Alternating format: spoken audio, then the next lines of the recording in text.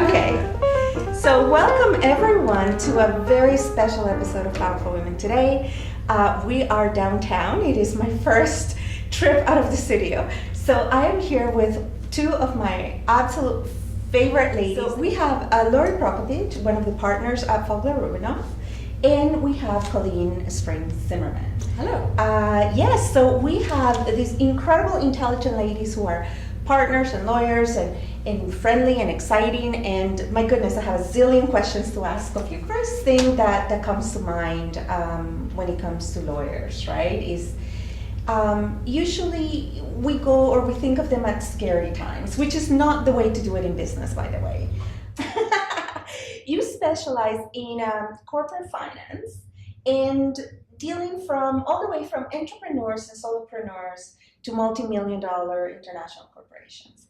So in your experience, when should people come to see you when they're starting a business?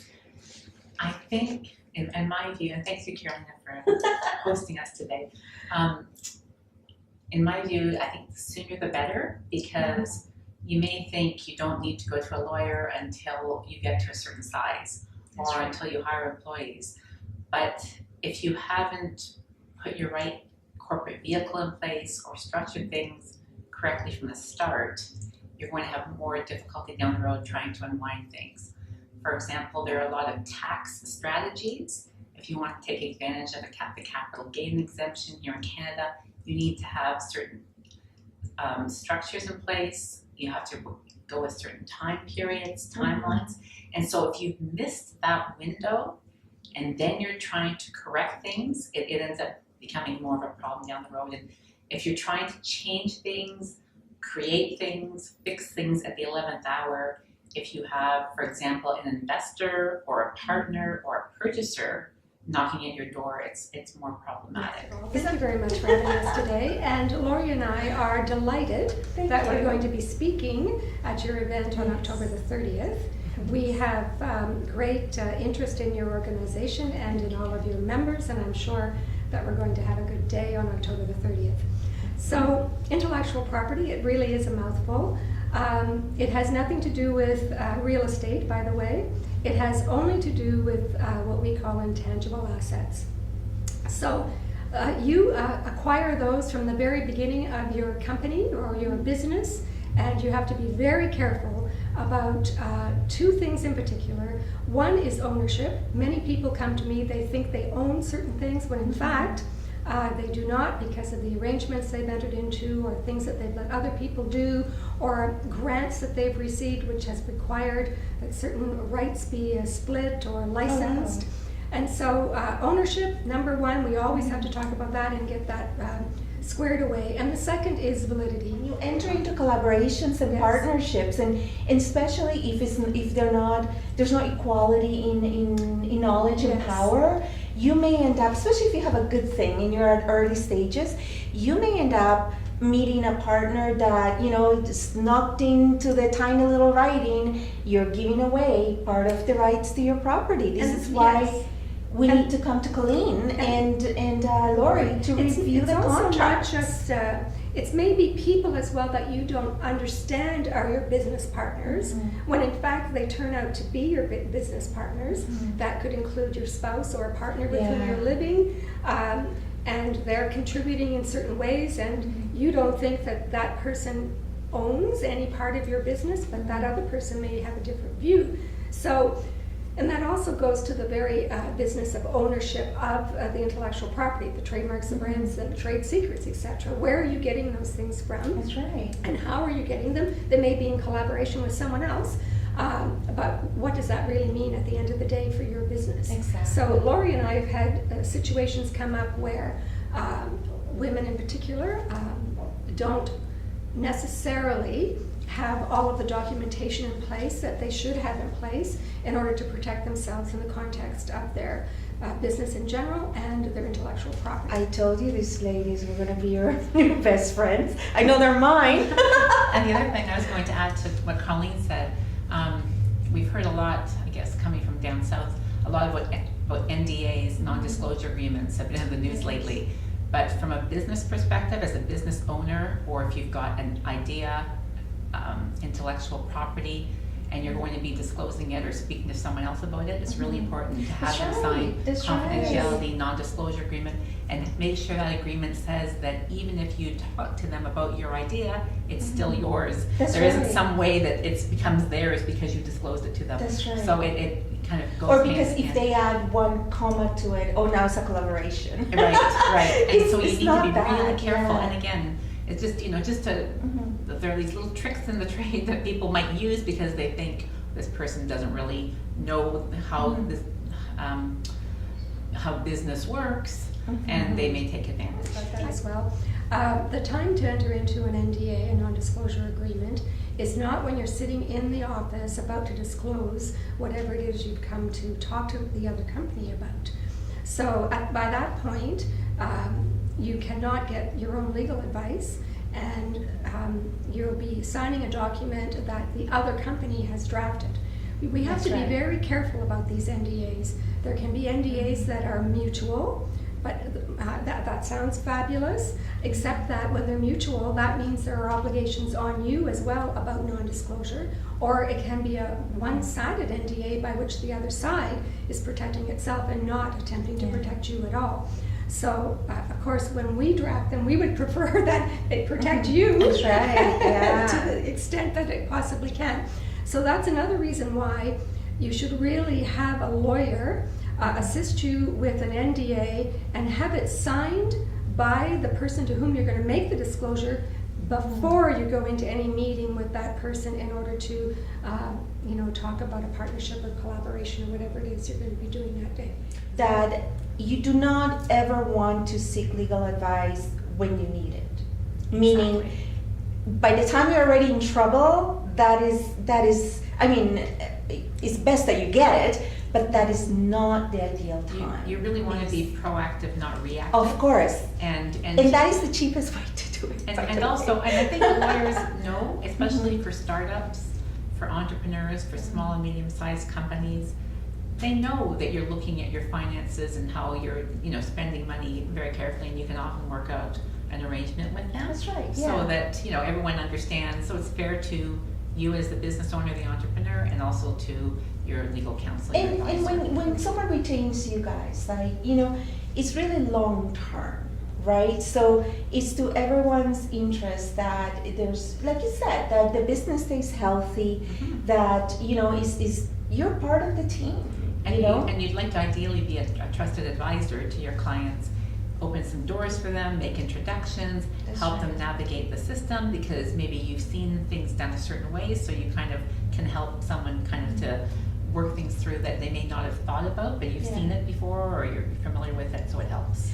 And I know a lot of, in our line of work, I do know a lot of entrepreneurs, and I speak to a lot of people, and this is something that I hear a lot. People use services that are like a monthly membership, and yes, they sound more affordable, and I'm sure for some smaller transactions might suffice, but I still, we're collaborating. There's still going to be plenty of opportunity to learn, all the things you need with a solid partner. You guys have been around since the early 1920s, like. Not Colleen and I. I'm sorry, Fogler's has been around. That's right. Yes, we just got here. We have a very active interest in technology. We have an entrepreneurs program. We also have an active interest in women. We have an FR Women's Network. With respect to international work, we're a member of an international legal network. It's called ILN. Lori and I are very active in that organization. But as our clients need lawyers in other jurisdictions around the world, and I mean every jurisdiction, we have partners through our network so that we can assist our clients. As far as just doing, entrepreneurial type work, we have organizations set up within our law firm to do that, with associates who can help. And we also have, as I said earlier, an entrepreneur program that people could participate in. And as well, we are active in a number of entrepreneurial organizations, including, as you know, Keiretsu and others. So we try our best to be nimble and be able to react to entrepreneurial clients we understand their legal issues, but we also understand their financing issues, and we do our best to try to accommodate that. And that is something very important you mentioned, because you guys know Powerful Women Today is the Women's Ambassador for Keiretsu Forum, which is seed capital and private equity, and Fogler is also one of the sponsors. So this is there's a reason why we're working together, because we also have come together and put a full service offering for women, right? And this is how the best way we support each other, right? And so when it comes to investing, when it comes to all of these, franchising, licensing, my goodness, we're going to have a full out, this is going to be one of many conversations about all the things women and men need to know, of course. This is not just women that don't know it, but we are trying to elevate the status of women entrepreneurs in Canada and around the world. And it is with friends like Lori and Colleen that allow us to get closer and allow us to get there in a safe way. Protecting our investments and protecting ourselves about it. And we are very passionate about businesses, and maybe not everyone's going to feel our passion, but it is there. So businesses are organic. They have a life of their own. And another role that I feel is super important for women entrepreneurs to consider is to have a yearly review, or to have some kind of cyclical review of where your business is at and how is the structure, your business framework supporting that. Okay, tell us a bit more about that. That's a really good point, Carolina. I mean, you may start out as, you incorporate a company, it's your company, you're the only person in it. Maybe in your first year of operation, you hire an employee or a contractor, and then maybe you say, well, I'll give you some shares, but nothing gets done. And this person works with you, and they have access to intellectual property, but they haven't signed anything that says you own it. So there are a whole bunch of things where on day one, when you incorporated, and maybe you spoke to a lawyer about incorporating that day, and you did that, and then you kind of there was no need, because you're really running your business, which is obviously the key thing you're working on day to day. No need to go back and speak to your lawyer. But as things evolve in the business, whether it's, as I said, bringing in people, starting collaborations with others, where again, you're disclosing a lot of your business. You want to make sure that you've got your paperwork, your documents that kind of align with that. And it also goes to things like whether you're financing your company by yourself, or you're financing with debt, or you're financing with equity shares. Who's coming in? What are the arrangements? What are the expectations? That's right. Who has control? Who gets more shares?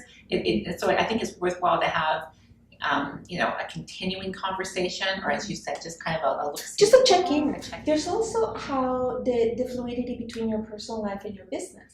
You could get divorced in the process of running your business. You could get married. You could, you know what I mean? Have a child. There's your business literally changes as your life changes. That's so true. Right? It's not, frozen in time. That's right. And that's right. Your lawyers and your accountants and all the people that form the foundation of, your banker, all of these. And that's why when you come to our conference, you will see that we put all of the strategic partners, people that I'm going to joke about it, that I'm not just the president, I'm a client, but these are the right partners. We got the BDC, we got BMO, we got Foglers, we got Keiretsu. Like, literally, these are all the people you're going to need to successfully run and grow your business all in one place, and all working together as well, which is really, really important.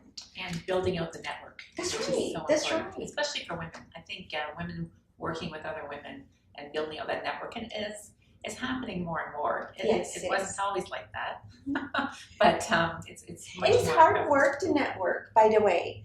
Like you said, you're out working all day, and then you go out and network at night. But that's the job. That's success, right? So I cannot thank you enough for making the time to speak to us May today. I make a comment? Yes, of course, I Emily. can never stop. I told you it was going to be a series of many things. So, with respect to thinking about annual reviews for your company or your business, one of the things that you can think about with intellectual property, and it's certainly something I've done many, many times, is to establish a budget and goals. And because intellectual property is the way it is, and we're members of various treaties around the world, you can stage your filings and your foreign protection over a period of time, which could mean that your budget can be looked at each year, and then you can decide how much money you can spend on an annual basis. And this is really important. I know everything we talk about is really important, and I don't mean to sound like that, but because we mentioned our friends at Kretsu, which again, we all work together, you know, like women are being really championed to enter the STEM STEAM streams, right? That is the way to stay, you know, at top competitive into innovation. Well, guess what? That's intellectual property and IT, right? It's we cannot. These are words like IT, organizational, trademarks, structures. That if you are a business owner and you want to really take your business to a competitive level, to be able to grow your revenue, and to be able to add credibility to your operation and set yourself apart from the many startups. Yes. You are going to align yourself with partners such as, you know, Foglers and Kretsu and Powerful Women Today and BMO and BDC and all these lovely people who are going above and beyond to support women entrepreneurs. Yes. So, Thank you so much, and Thank we'll you. see you guys on the 30th. We look forward to seeing you.